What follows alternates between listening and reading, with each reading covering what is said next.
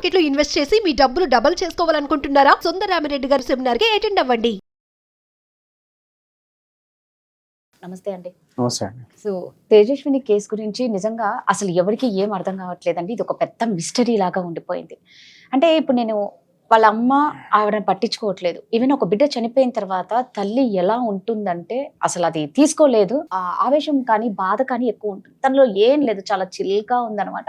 Biryani order పెట్టుకోవడం కానీ, beer order పెట్టుకోవడం అమ్మాయి చనిపోయిన తర్వాత.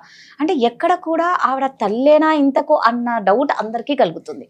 సరే, ఎవ్వరు ఈ కేసు గురించి అంటే ఎవరు కంప్లైంట్ ఇవ్వకపోయినా అసలు తేజస్విని కేసు అనేది ఎలా చూస్తారు? ఇప్పుడు మదర్ పట్టించుకోవట్లే, ఫాదర్ పట్టించుకోవట్లే, మరి ఈ కేసు ఎలా ఉంటుంది? ఇప్పుడు ఒకటి రాధా గారు, ఈ తేజస్విని ఉదంతం ఏదైతే ఉందో ఇది చాలా షాక్కి గురి చేసిన ఉదంతం ఇది. ఎందుకంటే నాకు తెలిసినంత వరకు అయితే, అంటే ఇప్పటివరకు ఆ కేసుని చూడటం అంతా మనం స్టడీ చేయడం బట్టి ఒకటి తెలుస్తుంది ఏంటంటే, ఆమె she has gone through a lot of mental trauma. అంటే ఒక ఎంతో చాలా మెంటల్ ట్రామాకి గురైంది, అందుకే ఈ స్టెప్ తీసుకుందా అన్నట్టు కూడా అనిపిస్తుంది చూసే వాళ్ళకి. అంటే ఎందుకంటే ఒక మనిషి మనకు తెలుసు, ఆ రోజు నైట్ ఆవిడ వివస్త్ర అయ్యి పరిగెత్తుకుంటే ఒక అమ్మవారి గుడిలోకి వెళ్ళి ఆ విగ్రహాన్ని పట్టుకొని ఆ అమ్మవారి సార చీరను పట్టుకొని వెళ్ళి ఆ నదిలో దూకేశారు అదని చెప్పి మనకు తెలిసింది. సో అలా చేసింది అంటే ఒక ఎక్స్ట్రీమ్ మెంటల్ ట్రామాకి ఆమె గురైంది. ఆ మెంటల్ ట్రామాకి గురి కావడానికి కారణాలు ఏంటి అన్నదే ఇక్కడ మేజర్గా ఇప్పుడు ఇక్కడ దర్యాప్తు జరుపుతున్నారు పోలీస్ వాళ్ళు. ఎందుకంటే ఒక మనిషి, మీరు అన్నట్టుగా మీ క్వశ్చన్, ఇప్పుడు వాళ్ళ పేరెంట్స్ ఒకవేళ నెగ్లిజెంట్గా ఉండి వాళ్ళేమో కంప్లైంట్ ఇవ్వకపోయినా కూడా but the state has a responsibility.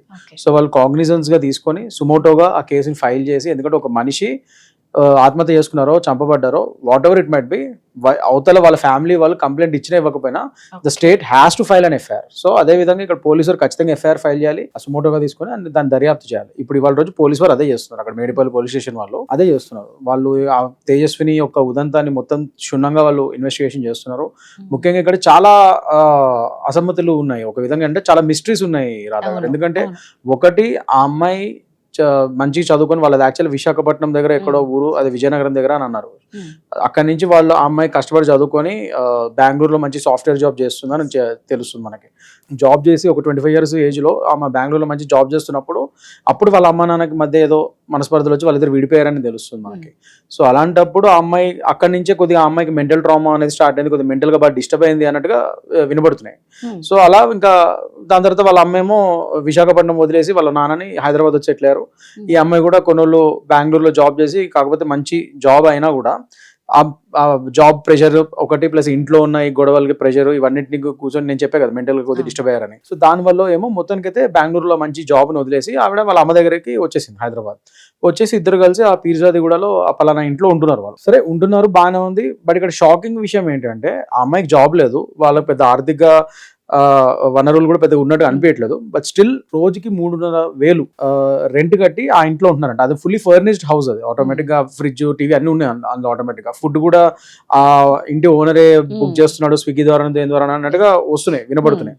So ఒక ఇద్దరు తల్లి కూతుర్లకి వాళ్ళకి పెద్ద ఆర్థిక వనరులు కూడా లేవు, అమ్మాయి జాబ్ వదిలేసి వచ్చింది, ప్లస్ మెంటల్గా కూడా డిస్టర్బ్ అయి ఉంది, ఇవన్నీ ఉన్నాయి. ఇలాంటప్పుడు మరి రోజుకి 3,500 రెంట్ కట్టుకుంటూ అంటే నెలకి ₹1,00,000 దగ్గర అవన్నీ ఎలా ఉంటున్నారు వాళ్ళకి డబ్బులు వనరులు ఎక్కడి నుంచి వస్తున్నాయి అన్న దాని మీద కూడా ఇప్పుడు పోలీసు వారు సీరియస్గా దర్యాప్తు చేస్తున్నారు. అట్ ద సేమ్ టైం ఆ ఓనర్కి సంబంధం ఏంటి, అతను ఎందుకు ఫుడ్ బుకింగ్ చేసేవాళ్ళు వీళ్ళకి ప్రతిరోజు, అదొకటి. ప్లస్ ఇక్కడ ఇంకో షాకింగ్ విషయం ఏంటంటే రాధా గారు, ఆ బిల్డింగ్ లో ఇప్పుడు కింద ఫ్లోర్ ఫస్ట్ 2 floors ఏదో ఇది రెసిడెన్షియల్, పైన 2 floors కమర్షియల్ లాడ్జ్కి ఇచ్చారంట ఆ ఓనర్.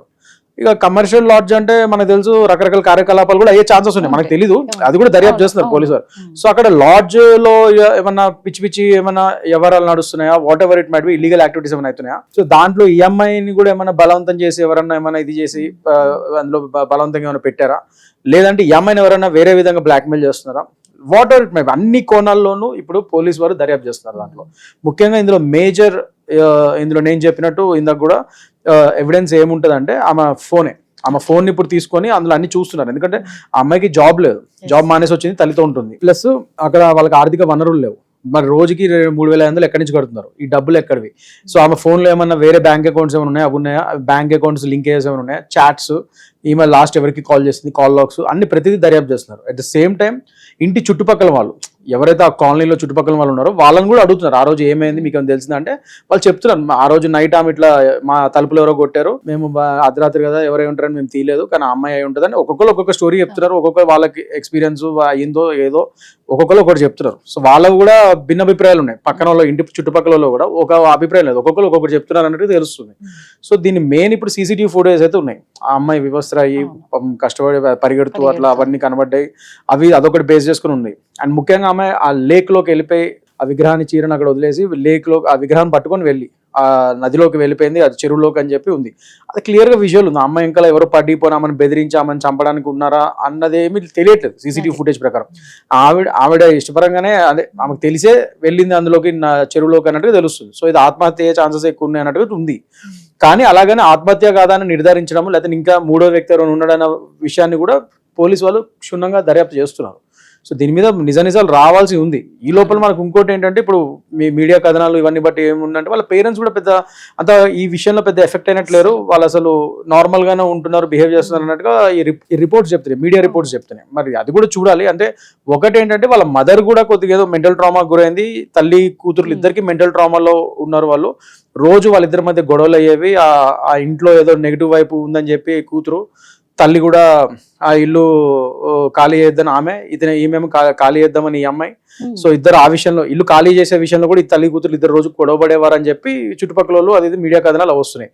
ప్లస్ ఇంకోటి ఏంటంటే ఈ అమ్మాయి చనిపోయే రోజు మార్నింగ్ ఈ తల్లి అండ్ ఈ అమ్మాయి ఇద్దరు కలిసి మియాపూర్ వెళ్ళారంట. మియాపూర్ వెళ్ళి అక్కడ ఏదో డబుల్ బెడ్రూమ్ ఫ్లాట్ కొనుగోలు గురించి వెళ్ళారు, మాట్లాడతాను కానీ కూడా తెలుస్తుంది. ఎలా అండి అదే అర్థం కావట్లేదు. అంటే వీళ్ళకి డబ్బులు ఎక్కడి నుంచి వస్తున్నాయి, రోజుకి 3,500 అర్థమే కాకుండా మళ్ళీ ఒక ఇల్లు కూడా కొందామని వెళ్ళారు. ఏం లేదు అసలు ఇల్లు ఎలా ఎగ్జాక్ట్లీ ఈ పాయింట్స్ మీదే ఇప్పుడు పోలీసు వారు దర్యాప్తు చేస్తున్నారు. అసలు వీళ్ళకి డబ్బులు ఎక్కడి నుంచి వస్తున్నాయి, ఆర్థిక వనరులు ఏంటి, ఇది అసలు ఎక్కడి నుంచి వస్తున్నాయి.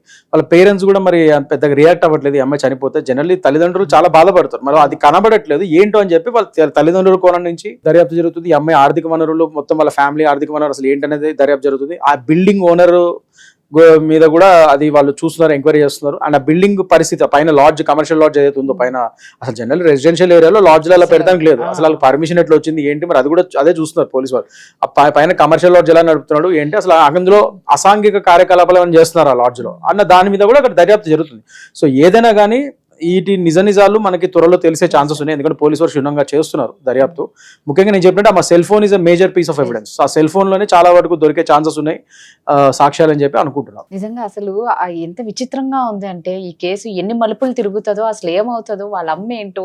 అందుకే అండి అందరికి అసలు నిజమైన అమ్మేనా అన్న డౌట్ వచ్చేస్తుంది. అంటే అన్నతల్లి అలా ఉండదు. ఒకటి మేడం, ఇక్కడ మనం ఇంకోటి కూడా కోణంలో ఆలోచించాలి. పిల్లలు మెంటల్ ట్రామాని కూడా తల్లిదండ్రులు అర్థం చేసుకోవాలి. ఒక పిల్లలకి మెంటల్ ట్రామా ఉంటే వాళ్ళని ఇమీడియట్ గా సపోర్ట్ సిస్టమ్ ఒకటి చూసుకొని వాళ్ళకి సరైన సైకాట్రిస్ట్ దగ్గర తీసుకెళ్ళడం, సరైన వాళ్ళకి ఈ కౌన్సిలింగ్స్ ఇప్పించి ఇలాంటివి చేసినా కూడా ఇలాంటి ఉదంతాలు రిపీట్ కావు. ఎందుకంటే ఒక ఎక్స్ట్రీమ్ మెంటల్ బ్రేక్ డౌన్ అయితే ఇలాంటివి మనకు కనబడతాయి అన్నది తెలిసింది అందరికి. సో ఇక్కడ మెంటల్ ట్రామా ఇష్యూ కూడా ఉందన్నట్టే తెలుస్తుంది. వాట్ ఎవర్ ఇట్ ఈస్ చూడాలి, మనం వేచి చూడాలి. థ్యాంక్ యూ అండి.